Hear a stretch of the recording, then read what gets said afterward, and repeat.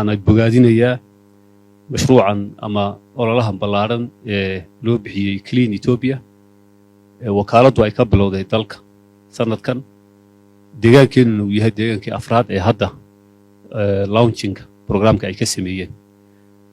runtii waa arrin ahmiyad gaar ah in maartay la isku baraarujiyo faa'iidada ay leedahay nadaafadu waxyaalaha qaar kood aan fahansanahay nadaafada shakhsiga ta guriga waxaan u maleynayaa Soomaaliya inagu waa ku wanaagsanahay hal inoo tilmaamaya maaha laakiin nadaafada laga hadlayo nadiifina leeyahay waa nadaafada deegaankeena iyo gaarkeena gaar ahaan waxyaalaha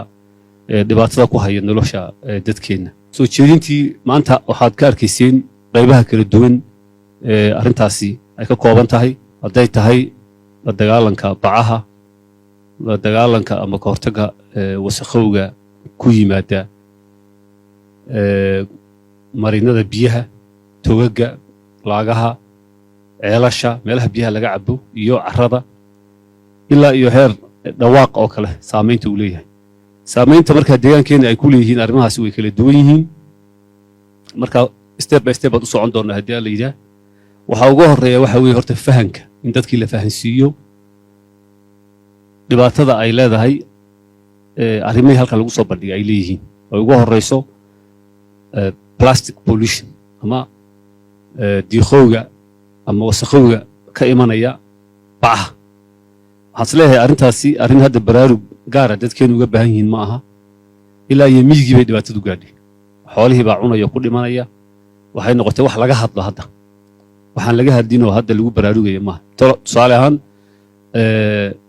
dhibaatada ay leedahay noise pollution ama codka dhawaaqa oo kale hadda dadkeena hadda u sheegto waxa laga yaabaa inay ay wax yar faakahaysi u arkaan laakiin bacaha oo kale hadda already waa wax discussion oo ajenda laga hadlayo weey oo tuulooyinkii iyo miyigii laga hadlayo xoolihii bac way cuneen way naga dhinteen wasakhdii bacdu magaalooyinka dhibaatada ku hayso saameyn toos oo hadda ay leedahay baa jira marka waxaan ku bilaabi doonaa insha Allah ololahan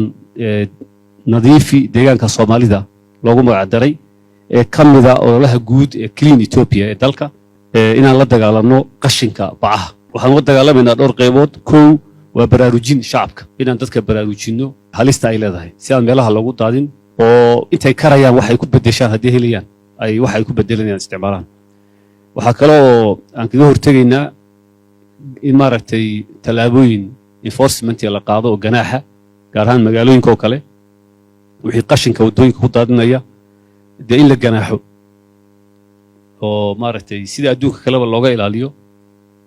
dadku dad damirkoodu uu hogaaminayay way jiraan oo iska ilaalinaya marka loo sheego dad u magaranaysa ama garasho la'aan ka noqoto ama ula kac aan xagga maaragtay ka eegayna way jiraan marka kuwan tooba faa'iidada guud ee bulshada qayb ka qaado oo adiguna contribute garee qofkii kuwan toobana in maaragtay sidiisa loola macaamilo qofkii ka leexda